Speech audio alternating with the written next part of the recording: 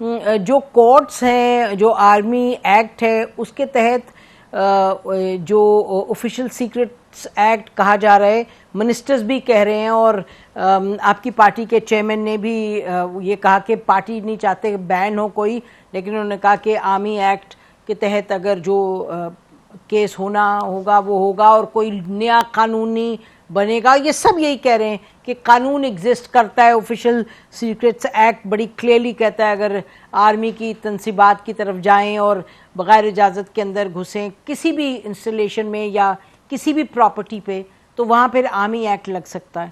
آپ فرما رہے ہیں کہ آرمی ایکٹ نہیں, آپ کہہ رہے ہیں کانسٹیٹیوشنل نہیں. دیکھو میں آپ کو ایک چیز بتاؤں, بڑی سمپل سی بات ہے.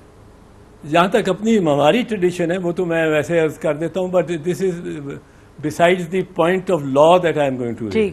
ہماری ٹریڈیشن یہ ہے کہ ہمیں 1990 کی میں ہمیں جو ڈسمس کیا گیا تھا, پاکستان پیپلز پارٹی کی گورنمنٹ, محترمہ بی بی شہید کی گورنمنٹ, جب ہمیں 6 اگست 1990 کو ڈسمس کیا گیا تھا, آپ کو پتہ ہے ایک چارج تھا کہ ہم نے ریزسٹ کیا آرٹیکل 245 کی اپلیکیشن کو ان سندھ, اور فوجی عدالتوں کو ہم نے ان کے انعقاد کا سے انکار کیا, جبکہ سچویشن ریکوائر کرتی تھی فوجی عدالتیں. ہم نے کہا ہم ڈسمس ہو جائیں گے, ہم گھر چلے جائیں گے. لیکن اب 2019 کے بعد تو پھر وہی ہے.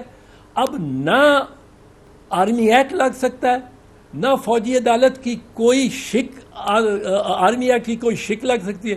یہ نہیں ہو سکتا کہ فوجی عدالت, آرمی ایکٹ تو نہیں لگ سکتا پر اس کی یہ شک ویلڈ ہوگی. Army act in totality is out of the purview of the Constitution when applied to civilian citizens. Army Act applies. Army Act is in force. It applies to persons who come within the definition of Army Act, which includes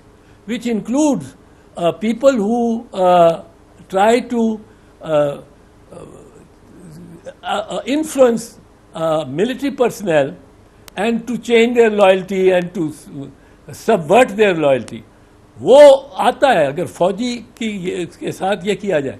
لیکن جو ترمیم آئی تھی اس army act میں, وہ army act کے ساتھ constitution کے آ جانے کے بعد, اس ایریا کو آکوپائی کر لینے کے بعد, وہ سارا army act including the clause on official secrets act وہ باہر چلی گئی. سو اب فوجی عدالتیں نہیں لگ سکتی. آپ کہہ رہے ہیں بیسڈ آن 2019 کے امینڈمنٹ پلس کیس لا پہ, آپ کہہ رہے ہیں بیسس پہ نہیں لگ سکتے. جی جی جی جی جی جی. اچھا تو جی آپ نے آئین, جی فرمائیں. آئین بحال ہو گیا نا پوری طرح. جی ٹھیک ٹھیک. اچھا تو آپ نے ناظرین آپ نے سن لیا, اعتزاز صاحب بڑی کلیئرلی انہوں نے کیا جو ان کا اس پہ موقف ہے بیسڈ آن دا لا.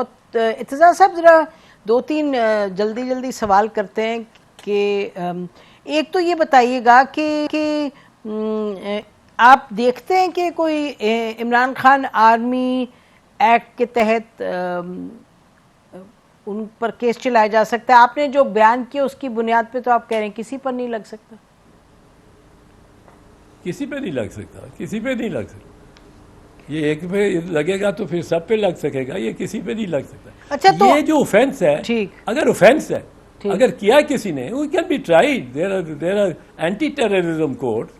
وہ یہ نہیں ہے کہ بٹ وہ سویلین اور ہائی کورٹس کی جورسڈکشن کے چونکہ تحت ہیں, ماتحت ہیں وہ, لیکن ان میں بڑے اسٹرینجنٹ پروویژنز ہیں, اور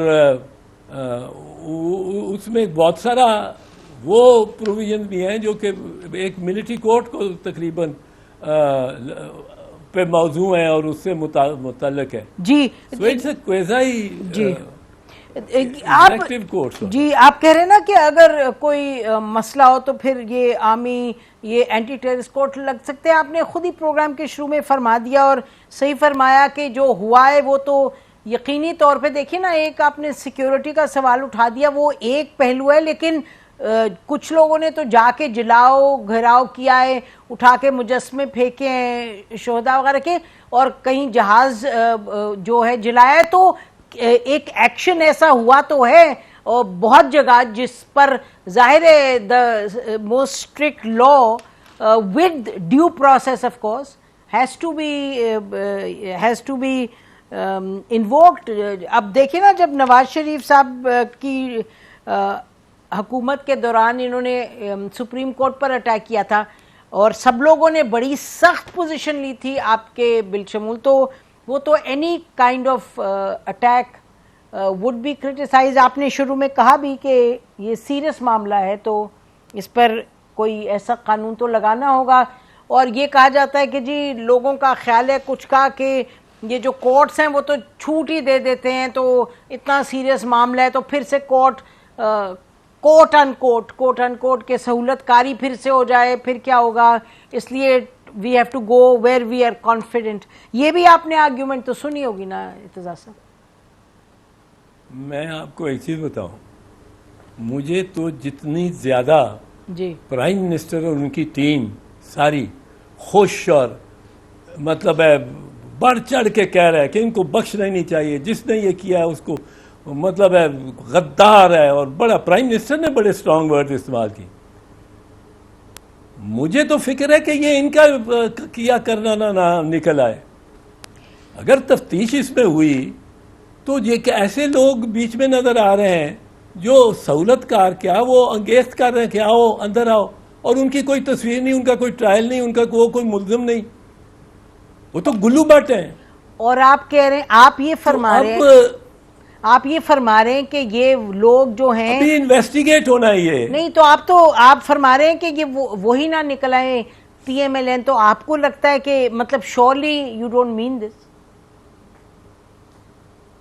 why don't I mean it? اچھا میں تو کہتا نہیں، ہوں میں پوچھ رہی ہوں آپ سے. جی جو انہوں نے اتنا ماتم شروع کیا ہے، جی اتنا زیادہ انہوں نے محبت پیار جو پہلے کبھی انہوں نے نہیں دکھائی. نواز شریف نے کس طرح للکار کے کہا تھا،